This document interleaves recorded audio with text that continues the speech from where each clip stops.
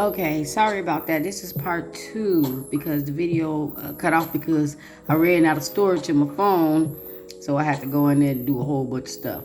But part two, where I left off because, and I hope I remember where I left off. But yeah, I was talking about the, when you have to go back to the old supply because, they got with the wrong supply. They got with the wrong supply and it cost them something. It might have financially, physically, or whatever. It cost them something. So they got to go back to the old supply that they know they can get, and they can continue to ruin that person's life because that person, like I said, right where it ended, that person probably wasn't a narc, just pretty much picked up a lot of the narc's tendencies and just wanted revenge, wanted everybody to know what they've been through, but just didn't do it right. And then because of all the pain and the suffering that they went through with the narc, they may have been, codependent on other things to, get through life, whatever that may be. Because they have a lot of things that they do to get through life. But that's the narc's options. Or the other supply that they got up with, other supplies they got up with when they was with you. Because they always had multiple people. You just didn't know about them. And once you are gone, and the other supplies wasn't going to take their ish. And some of the other supplies, don't get me wrong, they were narcs. They were narcs, but they were smart narcs. Because the narc can get out narc by a better narc. I said this before. They can. Because don't nobody want to be with them. The reason why they got that person is whatever they presented to that person. And I know narcs like to throw out that they got some money. Or it might be a good looking narc. Or a talented narc. And they'll use that to get you.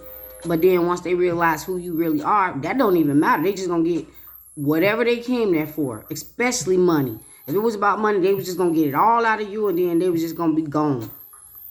They try to use the same exact things to get everybody. But it don't work on everybody. And don't feel some type of way that it worked on you because, some of us did not know what a narc was when we was with a narc. But the funny thing is, the narcs that got with the narc, the new narc supply, they knew because that's what they are. We can only identify ourselves.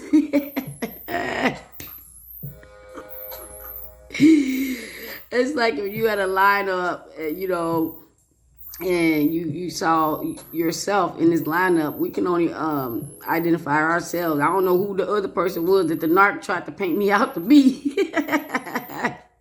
I hope that analogy made sense. But yeah, they mess up because they try to put in their mind, which I don't even know if it's a mind, in their mind, I guess, who you are or, and who they see you to be. But they don't even know you. They don't even know themselves. So when ish hit the fan and it all backfires on them with you or anybody else, that's what they get. That's what they get. Stress kills. They're very, very stressful as people to be around. So when you're trying to explain this abuse to a non-narc aware person, they just don't get it. Even if you say, well, this person was very stressful every single day.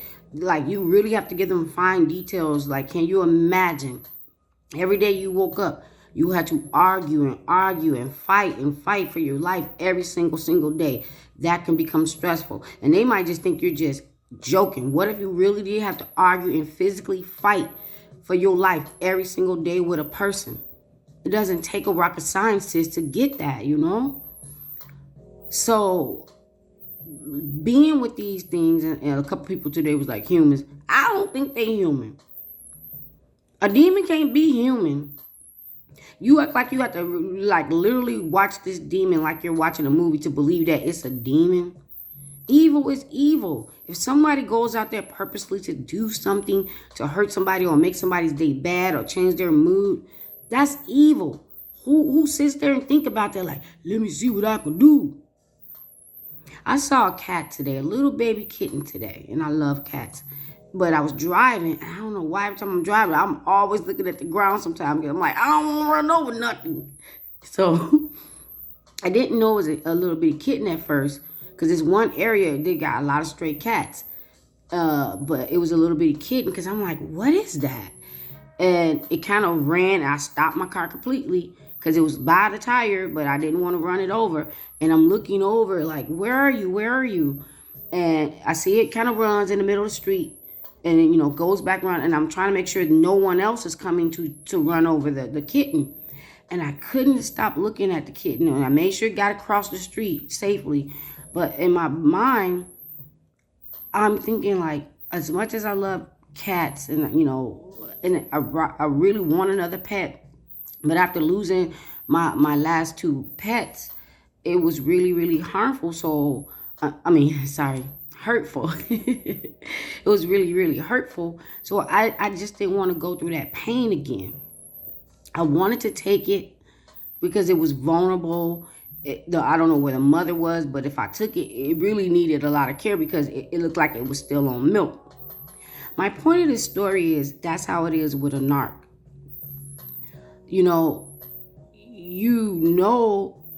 I know that it hurt bad to lose my two pets. And I didn't want to go through that pain again. And although I do have love to give to another pet, I don't want to go through that hurt again. And being with a narc, you don't ever want to go through that pain again. Yes, you do have love to give to other people, but you don't want to give it to the wrong person or a toxic person or another narc because you know that pain and you don't want to go through that again.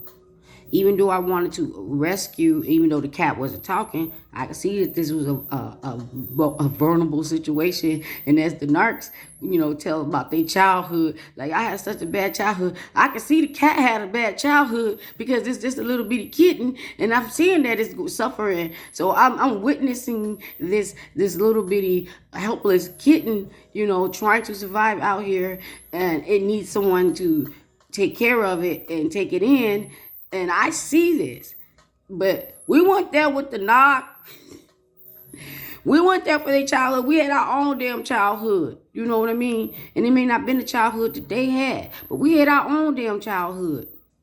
So they can't just keep throwing in their childhood of, my past, and you have to deal with it, or I'm depressed, or I'm stressed out. Like, okay, that's your problem, but I don't want to take on that. I don't want to take on that. You go deal with that. You go deal with that.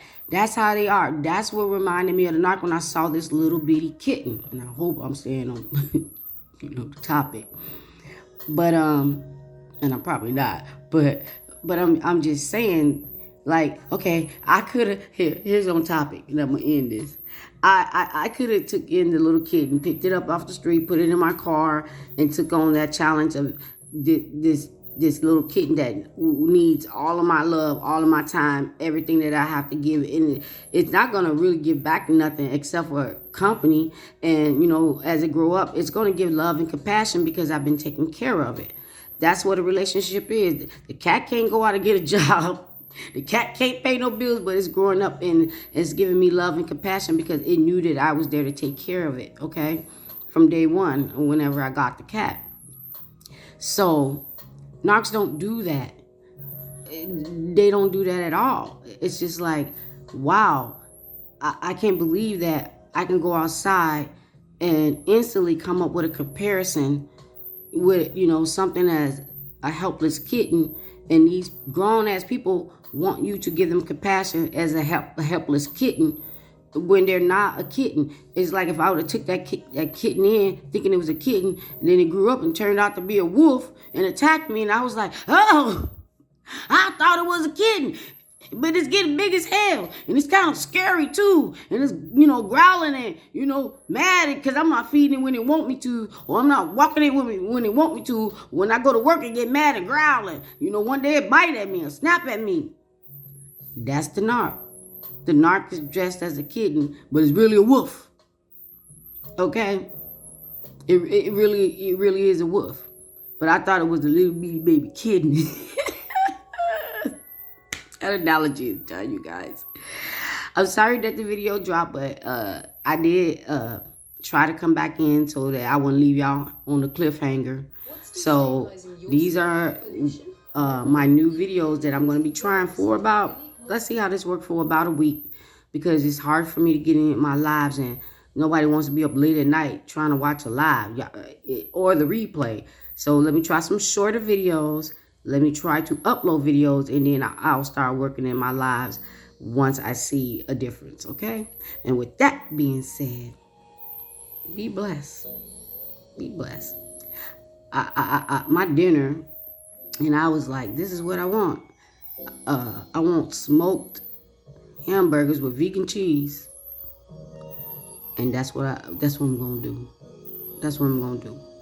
I want smoked hamburgers, homemade hamburgers with vegan cheese with toasted bread. I went grocery shopping yesterday, and I wasn't gonna buy no buns. I can improvise with the bread, and I like it. I like the way I make my toast. I butter the bread. I actually put a little butter in, not butter because I can't have that, but margarine while I'm frying the burger. But I'm gonna have a smoked burger. Be blessed.